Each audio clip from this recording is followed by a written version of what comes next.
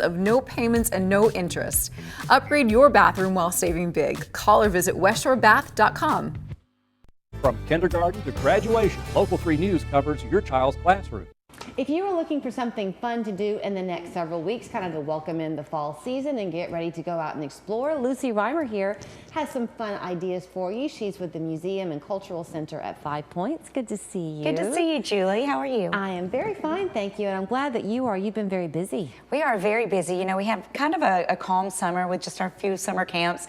August, it's kind of our warm-up, and then by the time September hits, we are off to the races. We have so much going on right now. You do have a lot going on. So I mentioned it's the Museum Center and Cultural Center. Yes. I may have said that in the wrong order, but when you go there, if you've ever been before, you do have this fantastic exhibit space.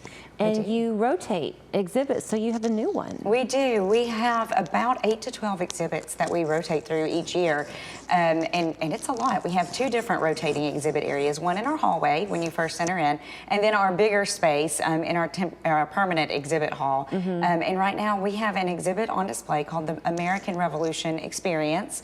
It is in partnership with the DAR, also created by the American Battlefield Trust. And it's traveling across the nation as part of the America 250 celebrations, and we're lucky to feature it at the Museum and Cultural Center just for 1 week.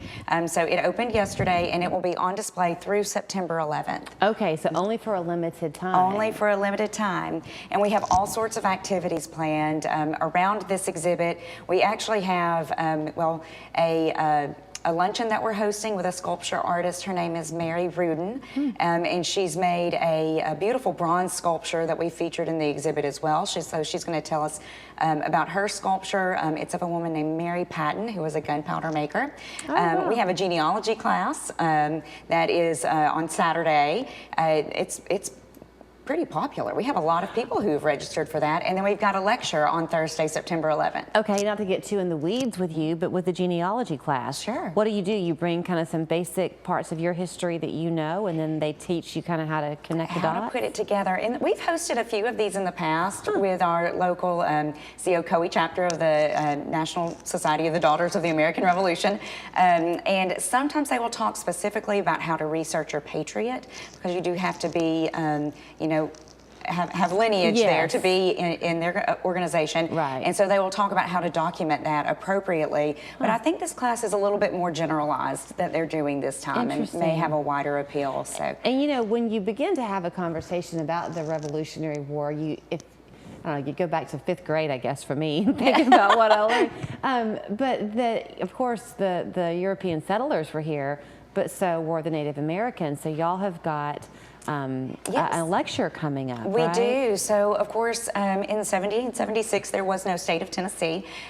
So what we always like to do is when we have an exhibit that is telling a broader national story, we like to try to tie it to a local story. And so we've got Troy Smith. He is a professor at Tennessee Tech University, and he's going to come down and teach us about what was happening with the Native American people that would have been inhabiting what is now Tennessee during those early stirrings of the Revolutionary War. This is his specialty. It's what he has studied at length. We're very excited to have him come and give us a little bit more in-depth information about what would have been happening here. And I don't know much about it, but I do know enough that that area there in Bradley County has such a rich history. Absolutely. Of course, we were Cherokee land. Right. And there is a lot of history in Bradley County, of course. Post-Revolutionary War, of course, with the start of the Trail of Tears there in Charleston, and of course with Red Clay State Park as well. So there's a rich part of our heritage surrounding Native life. And you know, what a nice thing to jaunt up there, see you, and then kind of make a day of it, because if you've never been to Red Clay, what a fantastic place that is. Yes, absolutely. I mean, we've got information on display, of course, at the Museum and Cultural Center at 5 Points. There's Red Clay State Park, the Hiawassee Heritage Center, which was the start of the Trail of Tears, and then there's the Cherokee Removal Center as well, out, Georgetown Right. Area. So you really could, if that is a topic that interests you, there's a lot to see in Bradley County. Okay, so then we're going to take a huge 180. Huge. From that to Ocktoberfest, which Yes. y'all are gearing up for at the end of September. We sure with are. something called a Stein holding competition. Yes. So I know that people are like, what are you doing? Is this a concert? Is it an event? Like, what is this? But this is actually the first of our Music Under the Stars concert series. Okay. And it is an Ocktoberfest theme. We have a band coming in from Nashville called Good Bellows. They are the worst band in Music City, is what their tagline is. Okay. WURST, of course. Ah, okay, I'm following. They are German folk music. That's cute. And we are very excited to welcome them. We have Impressions Catering will be there serving German food if you want to, come and eat there and have a full, German experience. It will be delicious. He's got 3 different German dishes that he will be offering for sale. And in the middle of the event, we are going to have a men and a women's Stein holding competition.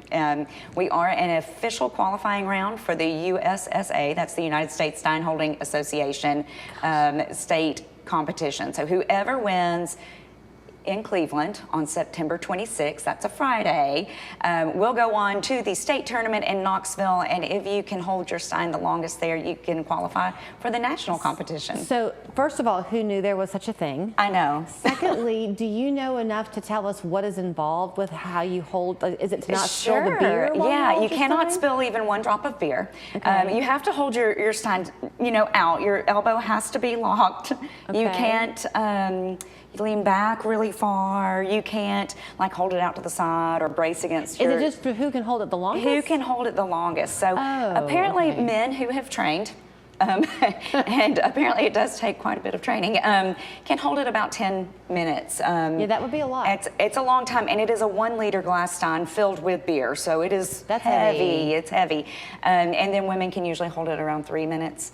But again, I'm going to say that's with training because apparently it is very hard to do. I don't know that I want to do it, but I will be there cheering on everyone who is. That is very interesting. So perhaps, and that's happening when? September 26th? Friday, September 26th. So if you register for the Stein holding competition, it does cover your entrance into the concert. It covers your Stein, so you get to take home your Stein, and it covers the beer that goes in it. So you get a liter of beer That's after nice. you've sacrificed your deltoids. Well, hey, while you're watching football this weekend, just try to watch the game like this, and you can be Prepare. conditioning. That's Start training now. We have room for 12 men and 12 women. All right.